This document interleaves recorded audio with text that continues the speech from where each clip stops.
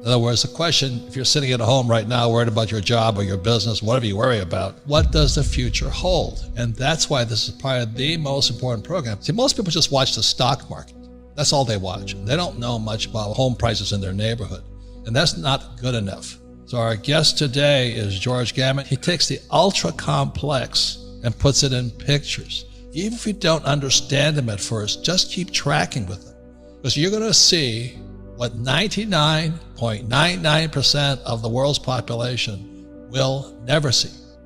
What are you seeing in the future, George? What I want to stress, and I'll explain this just momentarily, but what I really want to stress to the viewer is that if you're able to just start to understand the macroeconomic picture, and it doesn't need to be complex. The reason you think it's complex is because all these economists and academics, they use all this jargon and technical terms. But if you just break it down into simple English, it's actually very easy for people to understand. And if they understand it, they're going to be able to make much better decisions for themselves and their family in the future for their finances. So whether it's me or anyone else, make sure that you're trying to really pay attention to what's going on. Let's just say that you've been saving your money, you've been working hard, you've been doing all the right things, you've got a little nest egg saved up, and you go to the bank and you're like, oh my gosh, they're only giving me 0.5 interest or 0 or who knows what it is. You can't even see the interest rates. They're so small nowadays.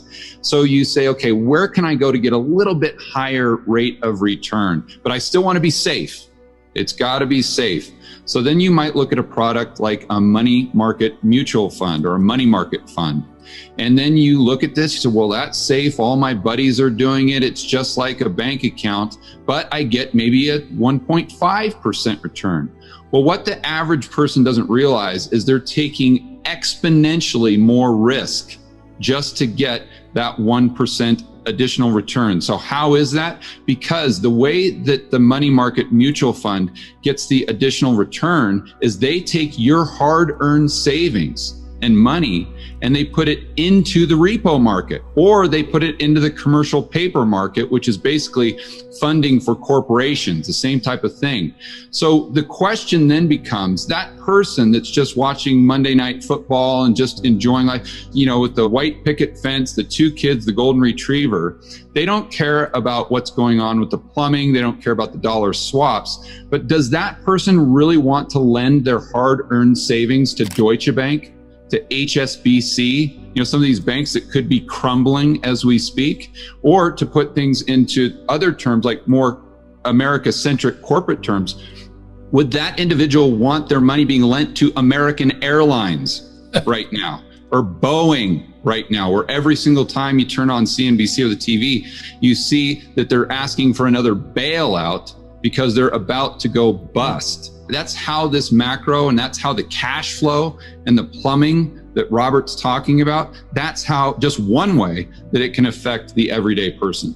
So if our banks are going bust right now, what does that mean? Well, it's not just the banks, it's the government, it's the private sector, it's our entire economy, because these debt cycles run in courses of 75 to 100 years. I'm going back to Ray Dalio. Right now, we're at the top of a 75 to 100 year long-term debt cycle.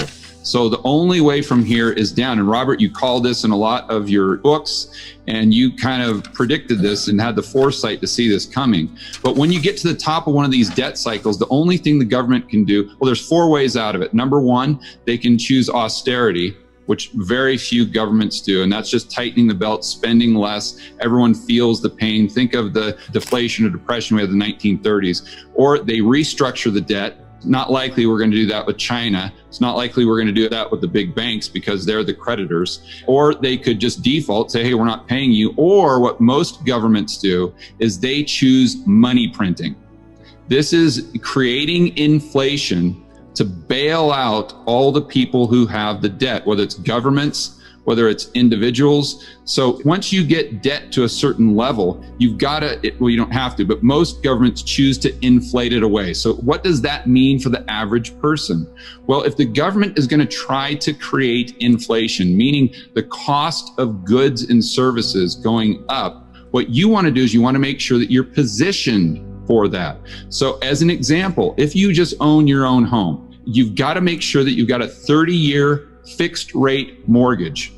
Because if they try to create inflation, if interest rates go up, then your interest rate is going to go up unless it's fixed. And what happens when you're a debtor and they create inflation, you're going to have the opportunity to pay the loan back, your mortgage, with cheaper devalued dollars. So the way they can think about that is if they borrow, let's say $100,000, the rate of interest means that they're paying the bank back with increased purchasing power because you've got principal plus interest.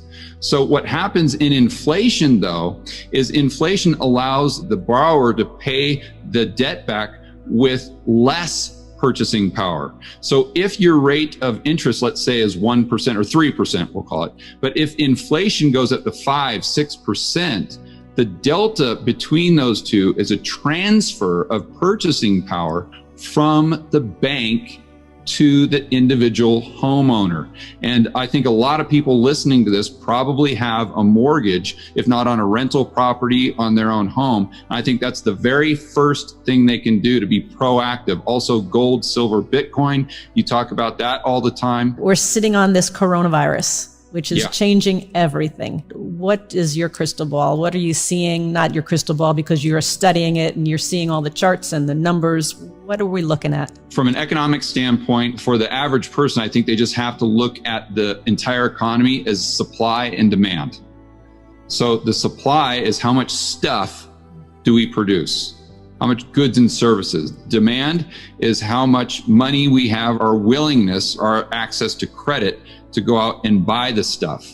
So as most people know, we're in lockdown, depending on what state you live in, what city. So there's a lot less demand. There's a lot less goods and services that are actually being purchased, right? So that decreases the demand equation. That's what most people get fixated on. So they think, okay, well, we have to have prices going down, deflation. But they forget about the supply side of the equation, because if the people can't go out to produce goods and services, well, the supply will go down fast as well. So then the question becomes, what's going down faster, demand or supply?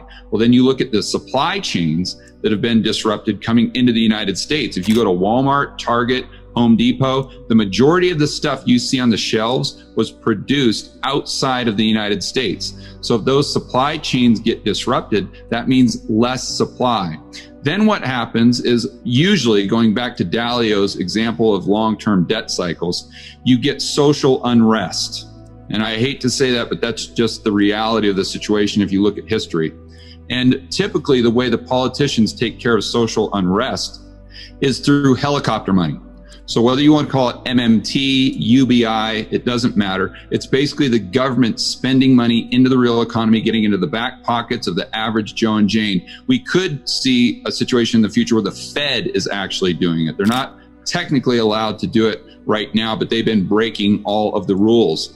So if there's more money in the pocket of the average person, that means there's more demand, even though they're sitting at home not going to work, for those goods and services in the economy that don't require debt. That's key, Kim, because people see deflation and inflation as just this, it's binary, right? It's either one or the other, but it's actually very nuanced. So if there's less debt in the system, that means asset prices could go down, or cars, anything that most people buy using debt. Yeah. Okay, the prices of those go down, but anything people buy, or most goods and services people buy on a daily basis that don't require debt, such as groceries, those prices typically go up. And if I saw on CNBC the other day that in a lot of markets around the United States, food prices are up as high as 25%. It's already started. You can see this happening in real life. Yeah, what's happening is because of the COVID or whatever they call it, the meat packing companies are shutting down. Yeah, exactly. And so there's now shortages of meat.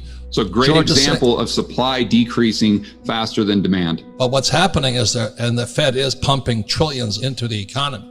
So you have a decreasing supply, increased liquidity. And that's why the shelves are empty for pork and beef and all those things.